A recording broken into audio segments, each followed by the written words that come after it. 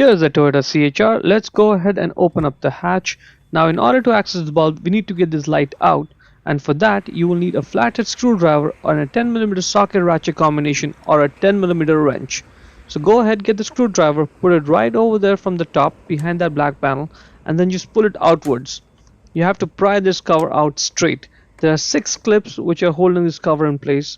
1, 2, 3, 4, 5, 6 that go in the 6 slots right over there. So you just have to pull it out straight. Now we need to get those bolts out. So go ahead, get that 10mm socket ratchet combination and get those bolts out one by one and keep them somewhere safe. To get the light out, first rock the light. Just rock it, loosen it up a little bit. Now put your hand behind that black panel and try to pull it out straight towards the back of the car. Rock it a little bit more and now try to slide it out. It will pop right out. There's 2 pins, 1, 2 that go in those 2 holes over there. This cutout goes onto this white pin, it slides onto that pin, and then there's 2 holes for where the bolts go. That's the bulb holder for the turn signal. Just grab it and twist it left. To get the bulb out, just grab it and pull it out straight. The bulb number is 7440A. Check the link in the description to buy the new one from Amazon. Get the new bulb and push it in to secure it.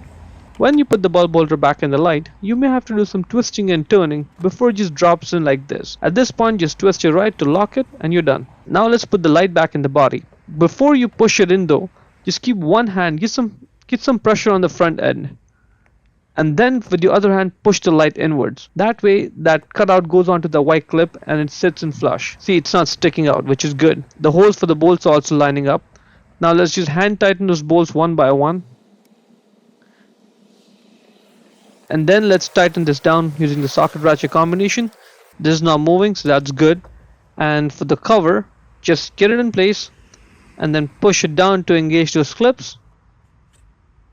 1, 2, 3, good. And that is pretty much it. Before we go, let me give a quick shout out to Naya Motors Inc. for letting us use the car today to film the videos.